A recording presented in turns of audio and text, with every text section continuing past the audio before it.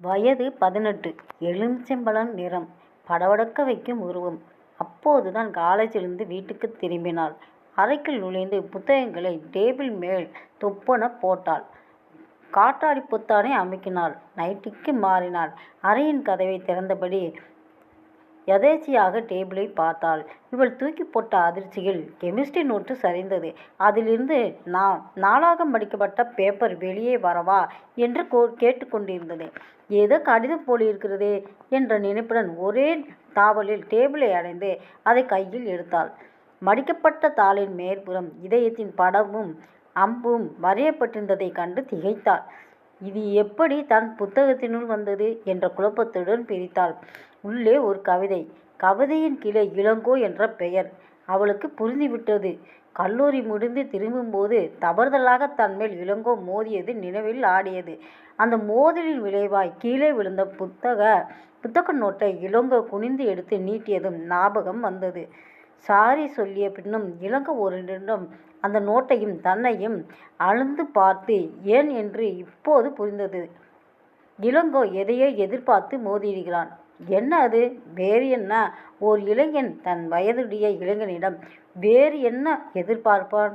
காதல். அந்த வார்த்தை மனதில் ஓடியதும் ஏதோ உள்ளே மாயாஜலம் நிகழ்வதை உணர்ந்தாள் பானு. கூடவே நடுக்கமும் ஓடியது. இரத்த நாளங்களில் இருட்டைக் கண்டு பயப்படும் குழந்தையாய் ஒரு பயம் மனதில். பரபரக்கும் மனதை அடக்க முடியாமல் அந்த கவிதையை படிக்க முயன்றாள். மயில் அகவுதல், குயில் கூவுதல், நீ என்னை ஈர்த்தல் எல்லாமே இயல்பாய் வந்த இயற்கைதானே கண்ணே. அவளும் மயில் தொகை விரித்து ஆடியது. கூடவே குதிரையும் முட்டியது பின்னே. என்ன பானு, பிரமை பிடிச்சவ போய் நிற்கிறா என்ற குரல் கேட்டு திடுக்கிட்டாள். பயணத்தில் பாதி தூக்கத்தில் திடீர் பிரேக் போட்டதால் விழித்த பயணியாய் அப்பாவை பார்த்தாள்.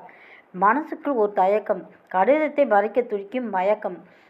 தலையை உதறி கொண்டாள்.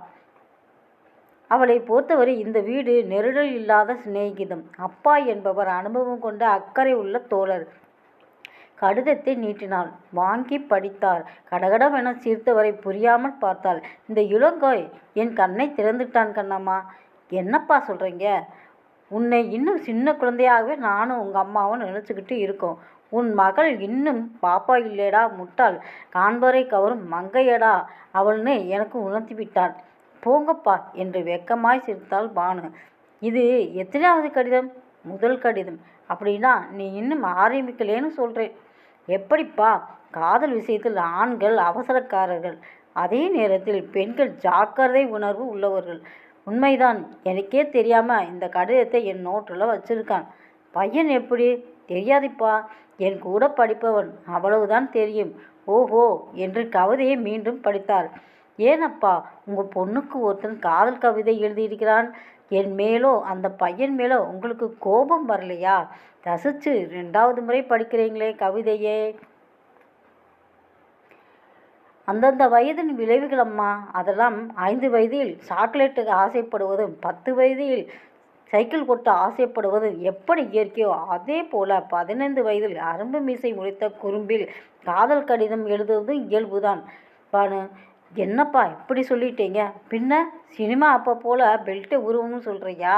அப்படின்னா இந்த கடிதம் எழுதியது சரிதான் என்கிறீர்களா? கடிதம் எழுதியது சரி என்று சொல்லவில்லை. இதை படித்ததும் முன்னுள் ஏற்பட்டிருக்க வேண்டியுமே அந்த சிலிர்ப்பும் அதற்கு காரணமான இந்த கடிதமும் இயல்பானது, இயற்கையானது. ஆனால் இதனால் ஏற்படும் இழிவு புத்திசாலித்தனமாய் இருக்க வேண்டும். குழப்பறீங்களேப்பா. குழப்பத்தில் தான் தெளிவு பிறக்கும். இயல்பான உணர்ச்சிகளை ஆராய்ந்து பக்குவம் மனதில் வளர வேண்டும். அதன் பின்விளைவுகளை சிந்தித்துப்பார். நலம் விளையுமானால் அதற்கு மதிப்பு கொடு. பாதிப்பு வரும் என்றால் அடங்கிவிடு. இப்போது நான் என்ன செய்வது? இளமையில் அப்படின்னா உன்னுடைய இந்த கடிதம் பருவத்திலே மனசை திசை திருப்ப இந்த மாதிரி கடிதங்களை கண்டு சஞ்சலப்படாமல் மனசை கல்லாக்கி கொண்டு பாடத்தில் கவனம் வை. பானு யோசித்தபடி அந்த கடிதத்தை பார்த்தாள். கவிதை பரவாயில்லை தானப்பா. இன்னும் முயன்றால் இளங்கோ நல்ல கவிஞனாய் மிளிரலாம். நாளைக்கு அவனிடம் என் ஆலோசனையாய் இதை சொல்ல வேண்டும் என்றவளை பெருமையுடன் பார்த்தாள் அவள் அப்பா.